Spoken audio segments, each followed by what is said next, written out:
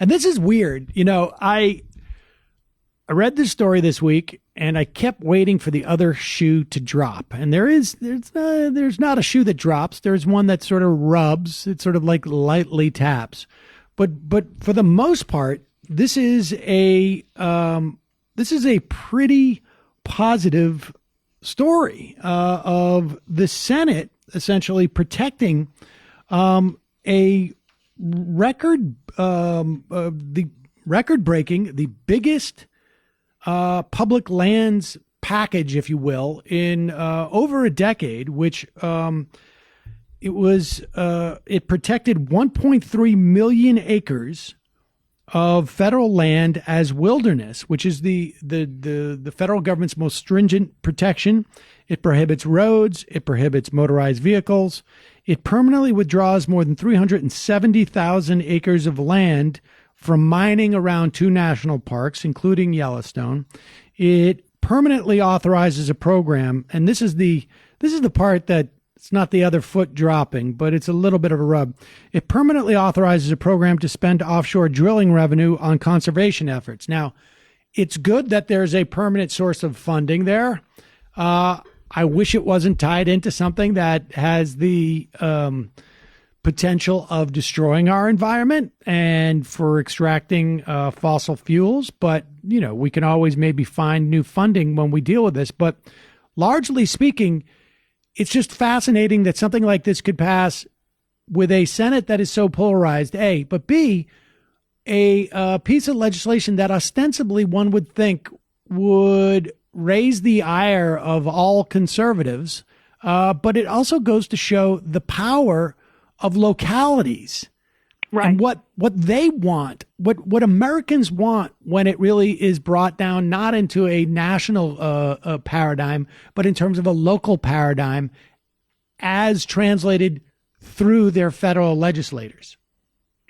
Absolutely, and that was the key. This land use bill that went through. It was 92 to 8. I think I'm not sure who the 8 were that voted against it, but that's pretty amazing in this polarized political world that we live in. And a lot of it was pushed by people from hardcore right-wing Republicans from these states with a lot of rural voters. And as it turns out, as you point out, a lot of these people just do not want their beautiful land to be, right, developed and, basically raised by big money and people coming in to, dig up minerals and various other resources. And so, they had the backing of people. And this has been sort of going on for a long time. I know in places like Alaska, there's a lot of cross currents up there in this way. Or I remember reading a big story about how Idaho had somehow managed to bring together these hard right conservatives and more liberals from the cities on this very issue of wilderness in their state.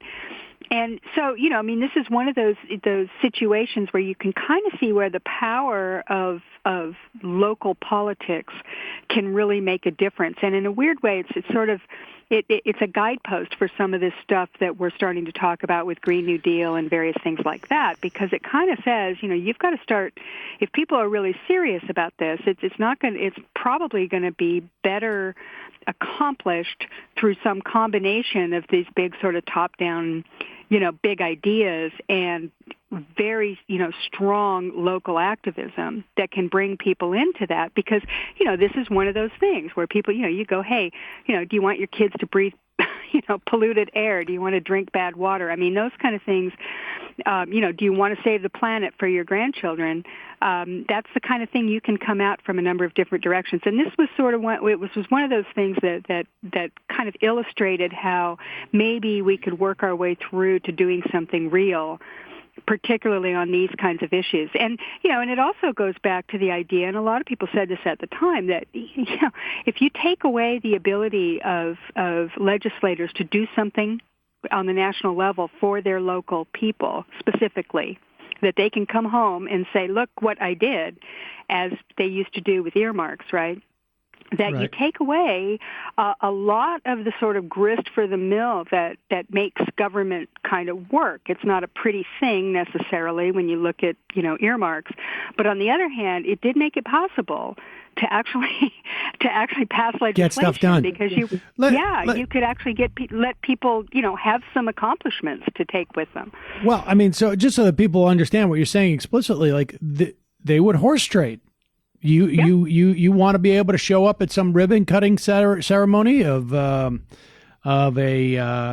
national monument or something like that that's going to create a little bit of tourist activity in your town, or you need that overpass on the federal highway or whatever it is.